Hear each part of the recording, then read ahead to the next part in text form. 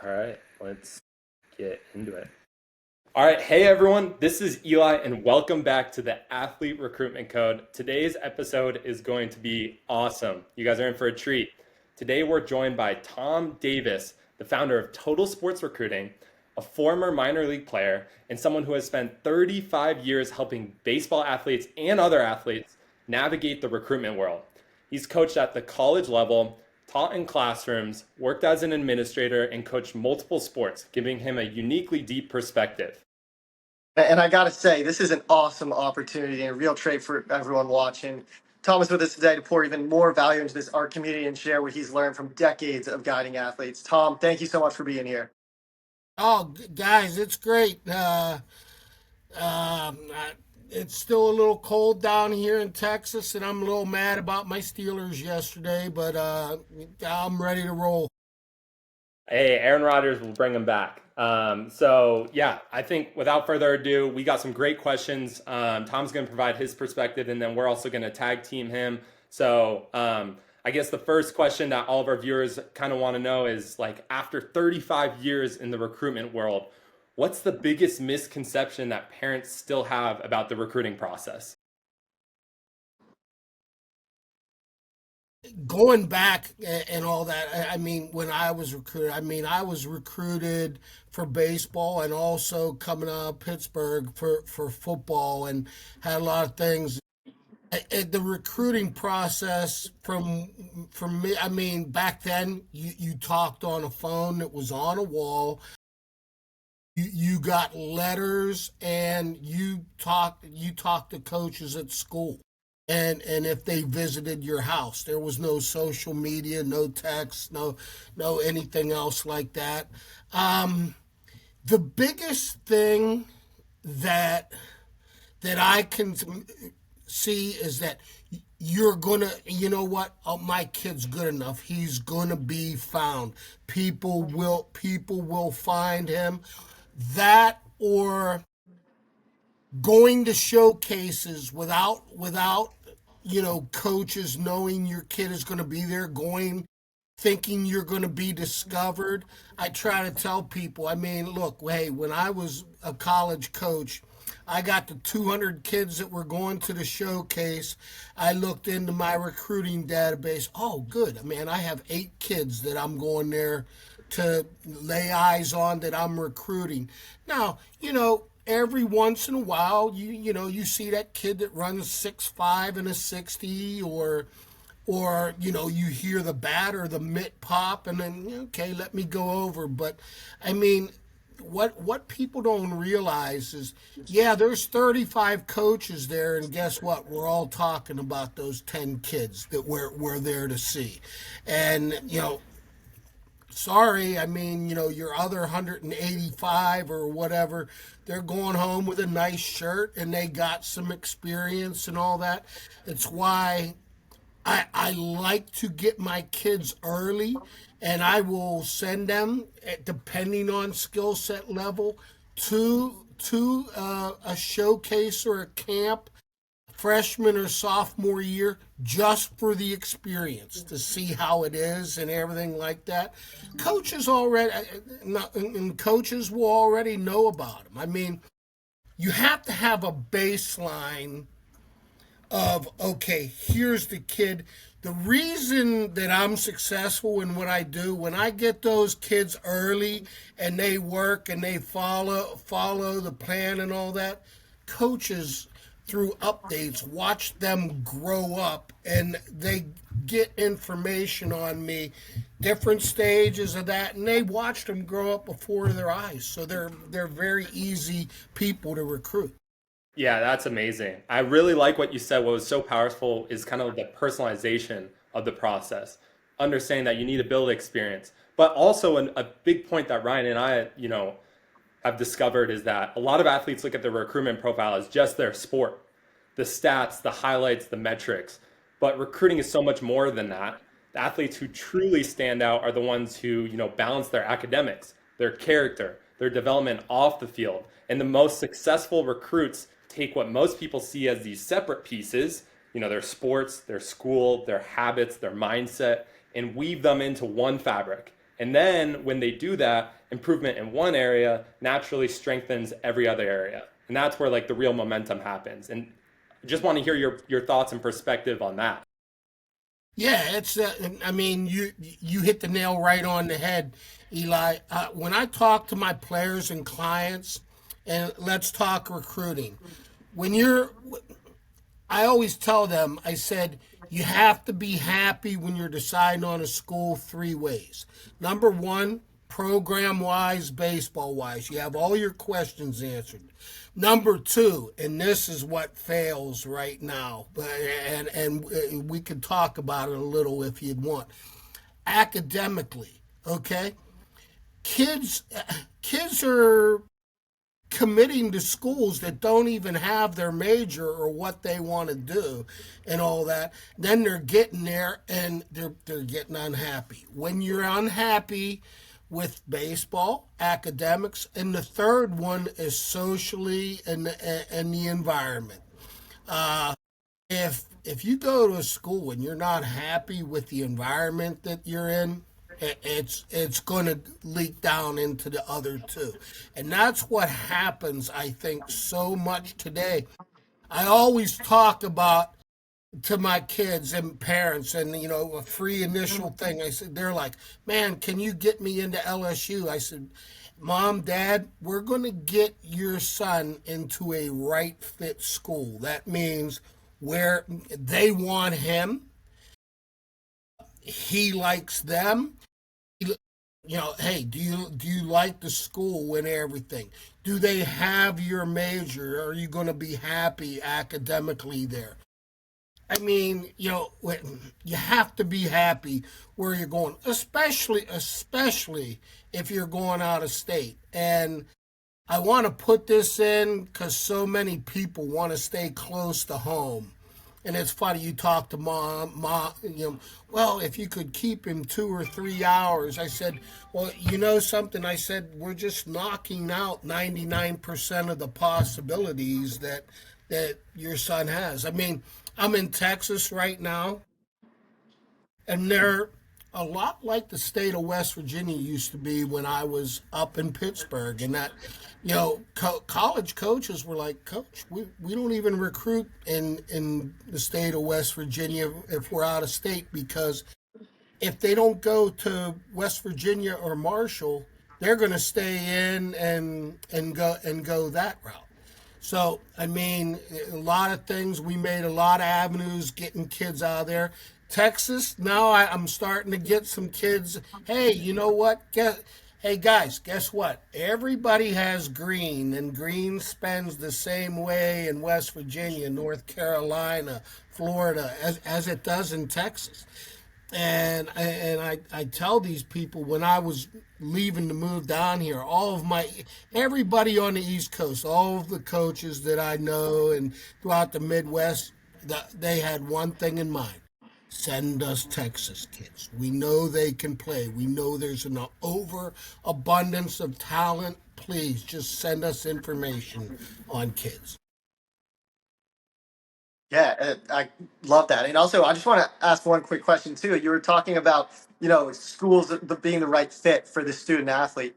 But I was wondering, what are some tangible, questions or steps that you'd want to see a high schooler or even their parents take that'll help them find if that school would be the right fit or not? Number one, I mean, you know what? You have to go visit. You have to lay eyes on. Uh, Mom and dad have to feel comfortable. Let's put it this way. If the kid's happy and mom and dad are happy, okay, you have to sit there and come to a happy or unhappy. You have to come to some type of happy median or whatever like that. But I think one of the biggest things I that I really know is going on is the excitement of getting that offer and the questions just stopping right there. There's where my questions begin. Oh, that's great, man. And you know what? Hey, I love that you want my kid. I mean, you're telling me you want him. Okay, tell me the plan for him. What's your plan? If you're offering him, you have to have some sort of plan.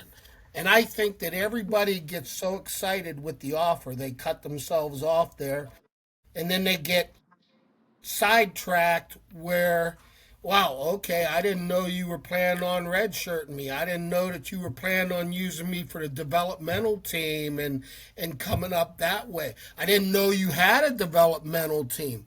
So many questions. I mean, yeah, you know, what's your roster? How, if I'm on the developmental team, can I through play, get move up and everything like that. So, yeah, it's totally crazy. Can we pause this 1 second? I hate it because my youngster is out there with these Christmas decorations. You're good. No worries. And then, do you want to jump into just question three? Just because I feel like he kind of answered the Yeah. majority, I feel like, of the intangibles. Yeah. I'll make one comment and then we can just hop into number three. Yeah, for sure. Sweet, sweet. This guy's awesome. This guy's awesome. Is there any feedback? Like, are we good on that side? Yeah. No, this is looking good. Sweet. Yeah, Sweet. this is all good. And like I said too, like when he makes a point or something too, like we can like if it's like bang, like that was it, like we can just like kind of clip those and stuff too. I truly apologize, guys. Yeah, my wife put up all the indoor decorations. He's a 1 year old Chewy lab, and I could hear crunching from out in the other room. So We got before he got him. himself into real deep trouble. No, you're good. Okay, let's get back into it. I think that was amazing. That one point that you said about, when they get to school, you get the commitment letter, that's the end all. And one thing that's super interesting is that a lot of people, once they take that step, they get into school, they don't realize that that's actually the first stepping stone. There's a lot more that just begins the journey. Because what if you get to school and you get there and the coach benches you?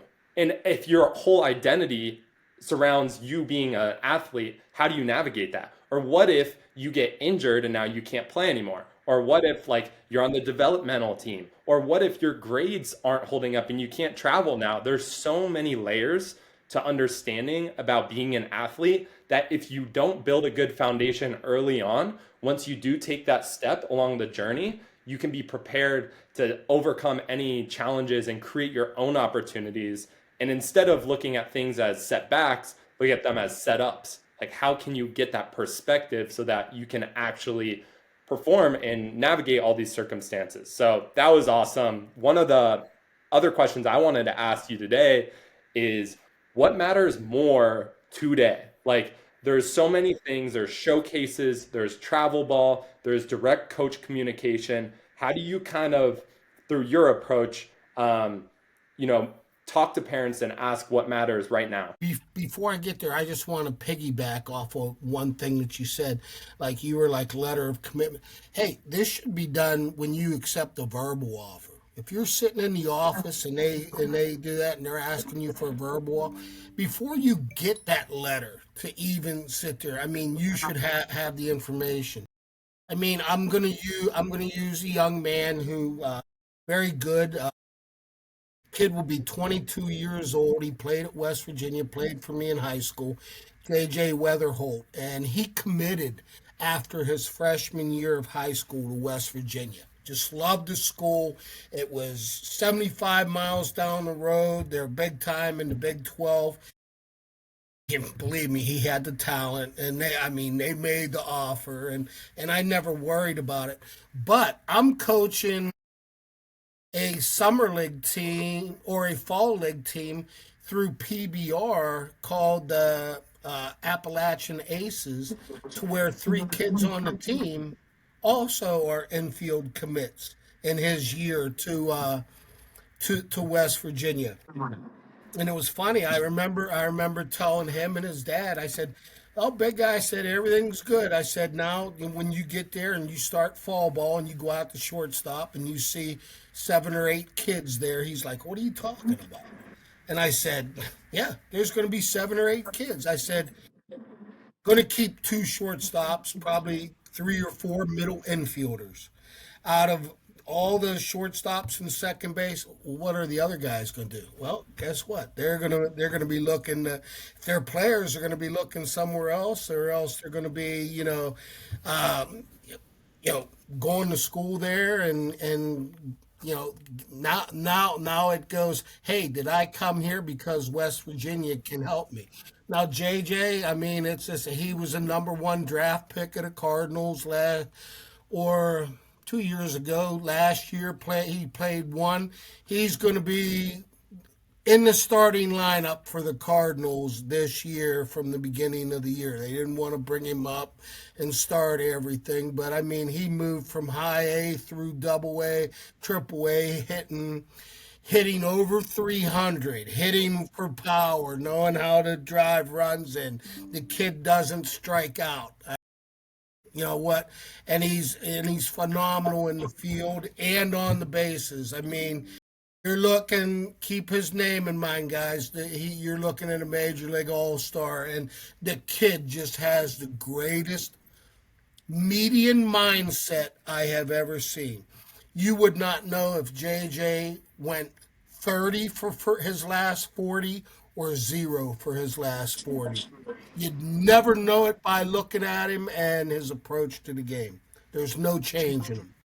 But getting back to what you were saying, showcases, camps, yeah, they're good. I mean, coaches use camps as fundraisers. Okay, I tell all my clients and players, I'm like, you get something from a coach. Guess what? I'd like to know that. Yeah, I've been in contact with them. I want to know who it's coming from. Is it coming from an assistant coach that I've talked to, or you've talked to? Or is it and they need to bring you in? Eyes on is so important. I mean, you know what? I mean, a lot of people will take my word for it and everything else like that. Others like to bring them in. Hey, just let me get eyes on them at a showcase, bring them in for camp or whatever. Is it a personal invite, or is it a, in a mass email thing in which they love to do it. They'll email 5 to 10,000 kids in hopes of getting 200 there to get their fundraiser where they want it. It happens. I mean, it's part of the game, and you just have to know where it is.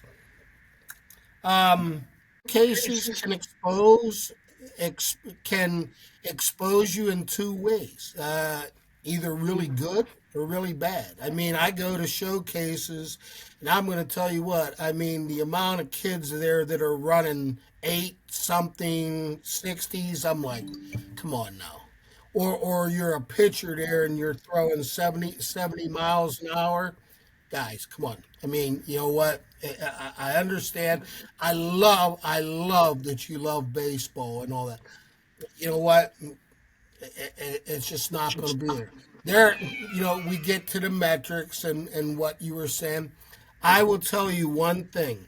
In all of my years in talking to every college coach, I have not been asked for one exit velocity, one launch angle, one spin rate, or anything else. They asked that, number one, Tom, okay, we're talking because you think he can play here. And I'm like, absolutely. Okay, tell me about his grades. Get his grades. Then we get into the intangibles. Tell me about the kid as a kid. Tell me about him on the field, off the field, everything like that. Plays such a big part. How do you see him fitting? How do you see him fitting in? And I'll give my spiel and all that. Then it comes down to one thing, Tom. Can this kid play for me and help us win? Absolutely. There you go. All right, now coach and the kid are going to take over. Wow, that was so fascinating, your conversation with actual coaches. Because a lot of people think of that backwards. It's like, okay, what are my stats and stuff? That's going to be like the first entry point. And then once I'm in there, then it just becomes like, oh, okay, are my grades good? Am I a good fit? But it's actually the opposite. am I a good fit? Do I have the grades? And then it's like, can I help them win? And even like, Well, yeah, and this guys has come after they've seen the kid's stats. They've seen it. They've seen him swinging in the cages. They've seen him throwing bullpens and everything. And they're like, "Hey, I really like him. Let's set up a call and let's get the real spiel on him." Now, the funny thing is, showcases, like I said, they can expose you negatively. I mean, I was at a showcase up outside of Pittsburgh, and they were measuring exit velocities. You know, guy just lobbing a few BP, and these kids are all swinging like you cannot believe. You know, they get a hold of 1 out of every 10, and wow, okay, 99. The other ones are pop ups, rolled over ground balls. I said, and the kids on deck, it was funny. I came out of the stands, I came down, and I was like, guys, you know something? Here you go. You guys are approaching this all wrong. I said, you see that net that's out there, like behind, that would be like the start of the outfield, and it's huge. I want to see you hit line drive piss missiles into that thing. I want to see you do it time and time and time again. That's the kind of people that we're looking to see. And I said, if you can square, I said, you ripping the ball 90 to 92 every time, and maybe once out of every 10 getting a 99, and you're falling to your knee and everything else like that. I mean, it's a difference. And people are going to say, well, pitching, that velo, and that, nah. You know what? He could tell me. I mean, yeah, velo is up, injuries are way up, and how you're training these guys. Innings, you don't have people that. I mean, now, you go 5 innings and it's a quality start. Come on now. I mean, it's and I hear it. The game has changed, and yeah, I mean, you're playing it this way, but is it actually the right? Mhm. And Tom, I want to bring it back to a point that you said because it caught my ear where you were talking about where one of your students committed when he was a freshman in high school, and just the way that the NCAA is changing, seemingly feels like every year now, where you can't commit that early. I have to ask you, when do you think you should realistically start the baseball recruiting process, even if you can't start officially talking to coaches, your end of sophomore year? Ninth and 10th grade. Let me establish a baseline. Let me get you on coaches. Big thing is getting on their radar and getting information, and them being okay. Yeah, I can see it. Yep, he's on my radar. Let me follow him. Let me do this. And here's the kicker, Rye. You guys are gonna love this. And hey, yeah, I can say it because these coaches know it goes on, and everything like that.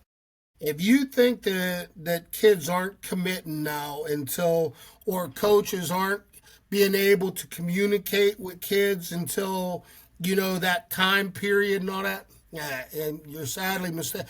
I mean, I go on, I see all the other recruiting places in there. Well, they're not allowed to talk to him till there. I said, they've been talking. Believe me, they talk to him and all that. I mean, it happens. It's just like the transfer portal. Guys, if you're not in the portal, you cannot talk to a player. But I will tell you, let's put it this way. When you see a kid that says, okay, I'm entering the portal, 10 minutes later, the kid has a NIL deal for $10 million dollars and everything, you don't think that it's been talked about and worked out? I mean, who's going to say, okay, I'm just going to come out there and trust you and everything? Nope, I want everything in writing. I want this, that, and everything else. It happens. The stuff with the NCAA now, and it's being worked on. And I called it 5 years ago, and people were like, "Oh, you're crazy." I said the Power Four conferences are going to dismantle from the NCAA. They're going to become their own sort of minor league. They've already got the television contract, all that worked out. Everybody doesn't know about it, but now you have commissioners that the NCAA doesn't run the college football playoff. The commissioners board does, and everything like this. Uh, Eli, we talked about it. If you're not going to be a professional organization now, why are you hiring general managers to come into to colleges and everything else like that? And what you're doing, let's put it this way: you're not NCAA guidelines. You want to have a labor relations board and everything like that. You're a true professional. No, totally. I think that's super interesting. We've talked about this before. I think it'd be great to share this with our community. One thing with NIL and the opportunities that players are getting today is that coaches before are looking for value to their team. Who can I bring in? But there's a lot of instability. Players might come for 1 year, they might pay them a huge check, they might be gone the next year. So instead of just looking at value, it's actually a measurement of risk. So a coach is identifying, especially like, look, teams are getting smaller, the transfer portal is getting bigger. So as a recruit, like this is super important for the families who are maybe thinking, how can I compete or how can I get my kid recruited, even if he's not in the upper echelon? It becomes a risk mitigation analysis for these coaches where if you have great academics, if you are a good fit, if you have great character, if you have that winning mindset, and you learn how to like compound, all your efforts and the time that you're putting in and you grow exponentially, now you have less risk and become a valuable recruit for a coach throughout this entire process. So I think that's a really interesting mindset shift that is happening right now for kids who are wondering, how can I compete right now with all like the transfer portal? Yeah, it's getting worse and worse for high school kids. I mean, I hate to say it. You used to be, baseball wise, used to have 7% of the kids in playing high school ball that would be going and moving on to college. Now with the portal and everything else, it's down around 5%. So I mean, you've already lost 2%. You're going to lose more. I mean, D2 is thinking of giving a fifth year of eligibility to kids, 5 years to play now. And that, oh boy, I mean, I've had so many calls with coaches, and they're like, what are we going to do this year if they pass this? And I have these kids coming in because I thought that these kids were done. And now I have these all conference players that are saying, hey, let me stay and give it one last year to sit there and play. And, I only have so many things. And now I have to tell my kids who I signed, hey, you know what? I don't have an offer for you anymore. So fascinating. I think the other interesting point is a lot of parents have like their North Star school in mind. Like, I want my kid to play there, or the athlete themselves is like, I think I can get there. But today it's harder. And so I know a lot of people, especially in the baseball world, like JUCOs are opportunities or playing like D3 or D2 to get and then get your experience, build your profile, and then maybe transfer. Would love to hear your thoughts and experience with that whole scene that's evolving. Absolutely. Let's put it this way: if to go to a Power 4 school, to a school in the SEC to play baseball, you better be you know the elite, the creme de la creme. I mean, you better be getting drafted coming out of high school, or you have to be an unbelievable physical specimen to where that school's like, okay, let us get him here and let us take care of him and everything else. I mean, that's it. I mean, if you're, just perfect example. I had a kid from Florida, and the kid was the son of one of my friends. And I'm going to tell you what athletic ability. This kid ran 6'3", 60s. In the outfield is unreal. He's 5'11", 180 pounds, hits, runs, does everything. No power. Now he's a top tier. He went to a top tier JUCO and all that. And you have people that they're like, we're gonna be following him and all. We want him to be bigger, little more physical and everything. I'm like, hey, the kid's ready to play. I mean, it's just it's people don't understand what it is to go play at Mississippi State, LSU, Florida State, at these schools right now. I mean, they're looking for they're offering kids that are getting drafted in the first 3 rounds, and because of NIL now, more kids are going to college and accepting that. It used to be before. Okay, before that, okay, if I'm drafted in the top 3 rounds, I'm looking to sign.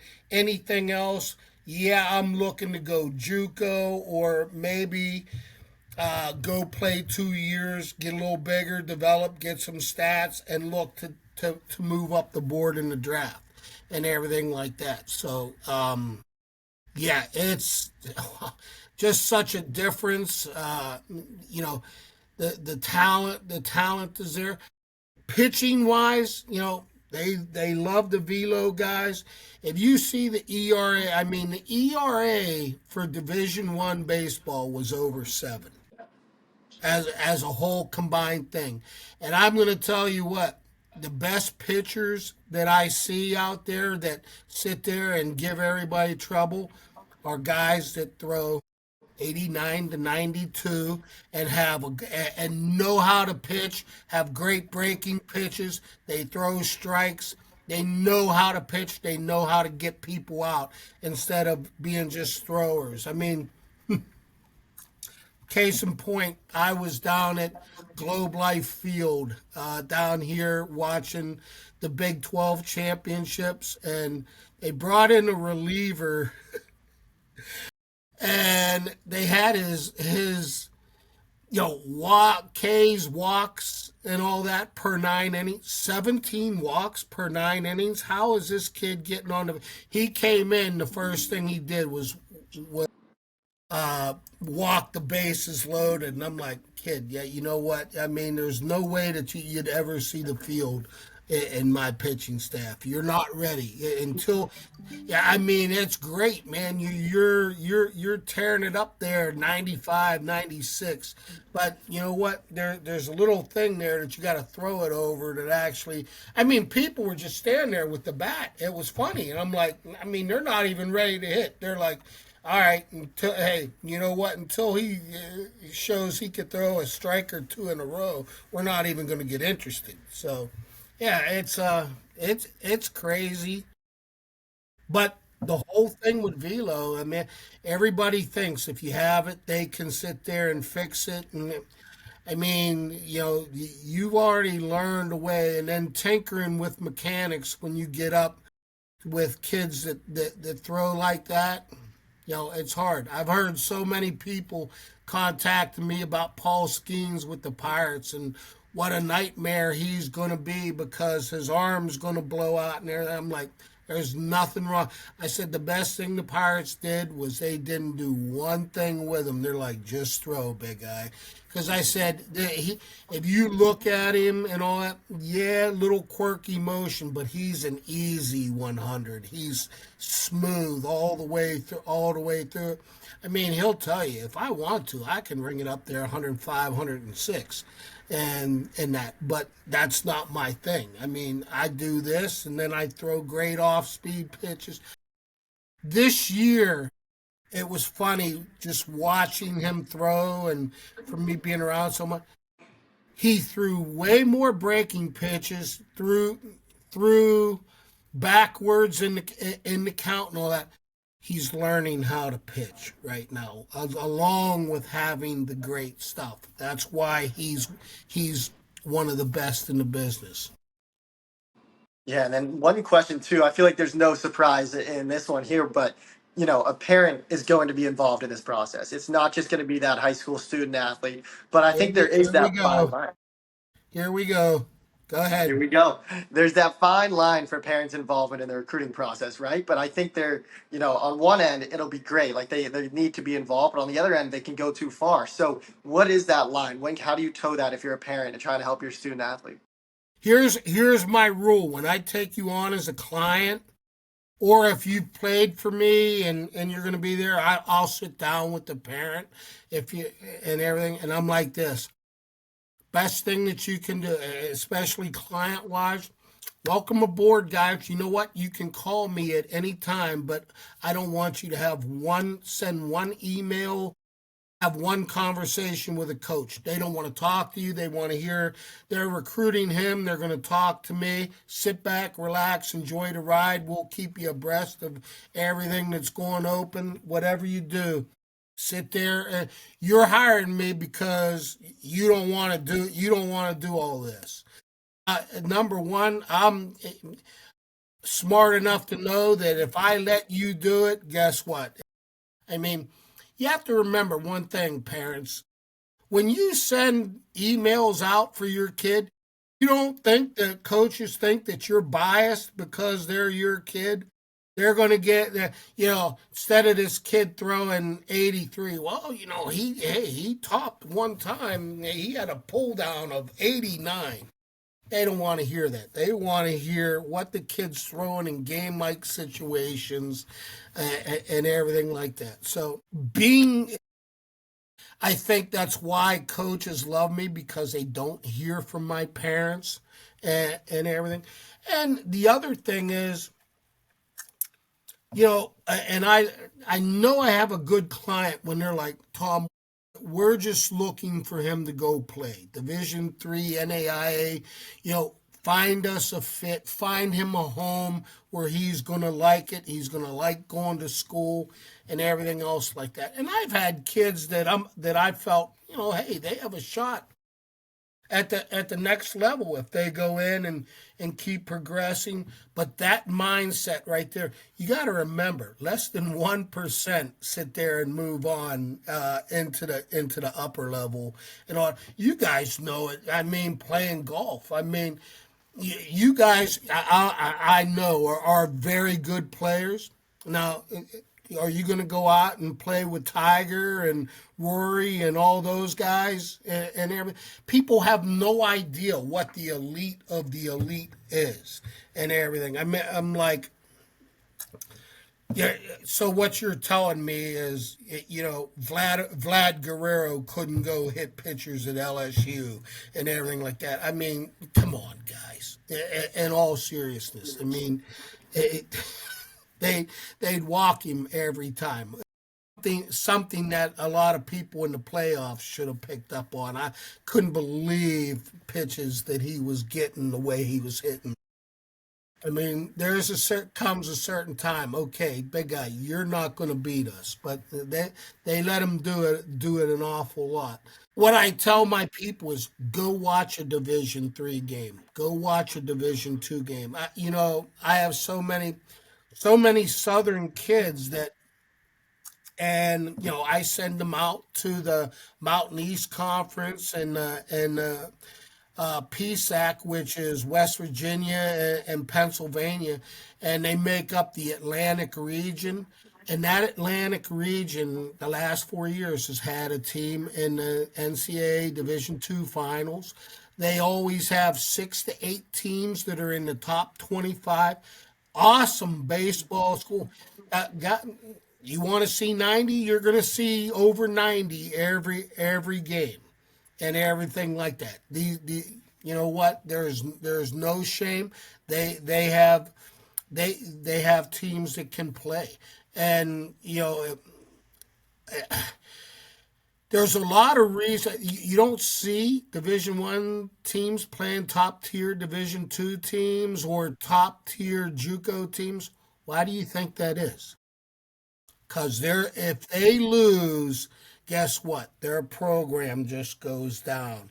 And yeah, there's Division 3s that can beat Division 1s. There's NAIAs. Case in point, NAIA school called Point Park. in Pittsburgh. Everybody was calling me. They were joining the Mountain East Conference, Division Two. Tell us about Point Park. Tell us about Point Park. I said, guys, don't sleep on them. I said, I'm going to tell you what they do is they have a team. Their coach has great uh, rapport with Latin American players, bringing them up from Miami, bringing them up from different Puerto Rico, everything else. And one thing they do, they hit. They went out in the first year and won the whole conference and that. And I was like, I told you, don't sleep on them, man. I said, and this is an NAI. You know what? Their school was right down in the middle of downtown Pittsburgh. There's no grass, no anything around it. It's in the concrete jungle. But yet, they get these kids to sit there, come there, get them in culturally, get them believing and all that, and they play. They are very, very good. That's fantastic. All right, so I know we've covered so much today, and I know a lot of families are feeling the pressure, the doubt, the confusion, but they still like so deeply want to help their kids play sports in college. So as we wrap up, what's the single most important thing you want those families, those who are like feeling all the, anxiety throughout this process? What do you want those families to walk away with as they continue to move forward and hopefully pursue their dreams? Everybody says you can. It's funny if you go in all the groups and everything. Everybody's you have your few people that have worked with recruiting guys, such as myself, and yeah, there are some bad recruiting organizations and some that don't see through like me. I mean, I made sure that I'm an LLC, that I'm accredited through the Better Business Bureau with an A+ rating. People are going to know. I mean, we've talked a couple times. I'm as straight as there is. I'm going to tell you, hey, look, this is where I think your kid fits in from skill set, from what he wants to do. This is where we're going to be looking and all that. And I've told people before, and they're like, "Well, Tom, you know what? He's Division 1. Let us do it." All right, that's great. That's their sophomore year. Halfway through their senior year, I get a call. Wow, it's amazing. We really didn't know what we were doing. I was like, yeah, I told you that. It's so nice to have an advocate that's sitting there promoting and marketing, getting kids contacts that, like I said, if you're that elite and the elite of the elite, you don't need me. People are going to know you all over the country. To say, football, baseball, softball. I mean, volleyball. I've had them in everything. Um, if you're that Division 2, Division 3 NAI, let me go to work for you, because you know what? Let's look around the country more than in your local or regional place, to where you're taking away at least 95% of the possibilities. There's so many people out there looking for people. You got to know where to do it. And like I said, I mean, I have the knowledge, and you know what, man, I know from looking at kids. Okay, number one, here's 5 schools right off the top of my list that I know this kid would be good at, plus the other 3 to 500 I'm going to contact for him, you know just starting out. And then the whole thing is, once coaches start talking, you guys notice college coaches talk to each other and they're like, wow, who's this kid you're looking at? Next thing you know, he starts following him and he gets interested and everything else like that. There's so much that goes in, and there's so much more involved in it, parents, than what you think. It's more than just sending emails and videos and everything like that. I mean, your kid could be enough. They send him and like him, and the next thing you know, coach goes to talk to the kid, and he's getting one-word answers. And it's like, okay, where do I go from here? Nope, you got that's all. With me, that's all. Yeah, the kid contacts me. I'm gonna like, big guy. You're gonna have to step up your game when coaches ask you questions. Okay, let's give complete sentence answers. And I said, then follow it up. Always have a question for that coach to answer. And we were talking about this. They're like, well, why? I said, coaches are going to see, okay, that kid's trying to establish a relationship with me. He wants to hear more. He wants to hear this. I like him. He's being assertive. Uh, Little things, so many little things, and it comes from just doing it for so long. That's awesome. I think a huge point that you mentioned is finding a system, a proven system that works, but then also surrounding yourself with a mastermind team, people who have done it before, people who understand the system, people who, when they work with you, they tell you how to do it, they show you how to do it, and they make sure you do it. That is huge, especially everyone is so different and unique. And sometimes a lot of the confusion can like weigh down on us. But if you can find a proven system and get the knowledge of people who have done it before, who help other people, that can, help mitigate a lot of the stress and pain points that a lot of families end up experiencing. Sure. I'm like, hey, let me take the pressure off you. Sit back, relax. If you have a question, ask your son.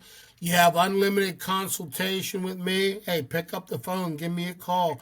Hey, Bo hasn't filled us in and all. Okay, well, here's where we are. I mean, I just talked to him a few days ago. Bang, we're looking at this and we're looking at moving over, a little bit of this. And he's like, hey, maybe some JUCOs in this area.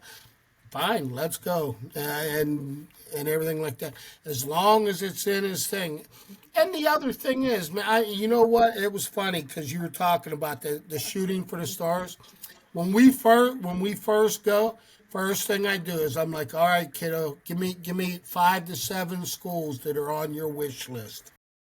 And yeah, I mean, if you're a sophomore or whatever, and you're like LSU, guess what? Yep, yeah, those coaches are going to get it. It's going to be up to those coaches whether they're going to continue to follow you based on your skill set. But I'm gonna give you your due shot. And you know what? And if you improve and everything like that, you have a great growth year. You pick this up, bang, it's going right back. And I'm like, you need to take a look at the progress this kid's made and see if he should be on your radar, coach. So it's always going there. I have some Texas kids, and they're wondering why these Texas schools aren't going. I'm like, there's only limited stuff in Texas. They've already picked up on stuff, and you've started your recruiting process late. And why haven't I heard? Okay, there's nothing wrong. You guys are getting great offers from out of state. It's not in Texas. Go take it. It checks all the boxes. You love it and everything else. I know it's going to be different, but I will tell you one thing, and studies have shown kids that go away to college and away from their parents do better in life because number one, they have to establish an independence in college at that age. Mom and dad aren't within driving distance and everything else to save you right now. You got to work through, okay, how do I take care of this? How do I take care of that? Number one, you're learning life skills. Yeah, yeah, Tom, that's great. I think this is the real first time that these kids are starting to understand that this is what they want to do. And so I just want to thank you again for joining us on this call. I'm sure that the audience had all their questions answered. So thank you again, Tom. This has been such a treat to talk to you tonight. Yeah, I mean, let's keep it going. Anytime you guys want to do something and talk about whatever, let me know. And like I said, I mean, any way that I can help you guys and help parents and kids out there, and let them know that there are places that they can go where people are gonna look after them. I mean, the biggest thing, like I said, the biggest thing, you can see a lot of pictures and all that are pictures sent to me from players and clients, and thank you and so much. And I mean, I've been doing it so long now. I have kids in their 40s. I mean, I'm doing kids that I've coached their dads, um, you know, uh, and everything like that. So, yep. Yeah, and vice versa too. I mean, we'd love to obviously stay in touch. Like, I think this is hopefully not just a one-off call here. I think that we have so No, much no. to learn from you. So thank you again, Tom. This is, this is just hopefully the introduction for calls in the future. Sounds good, guys. I appreciate it. Also, Awesome, Tom. We'll have a good day. I'm just gonna mention a point for like the people listening, just for our channel. So, also for all you guys who love the content today, who love Tom's story, who love the different perspectives, click the link below, subscribe to us. Also, feel free to join our weekly live sessions where we help break down a lot of the myths, the secrets for recruiting, and to help all of you guys hopefully achieve your dream and giving your child the best opportunity to play sports in college. Thank you guys so much. Awesome. Tom, that was sweet. I thought it went pretty smooth, guys. Yeah, and so we'll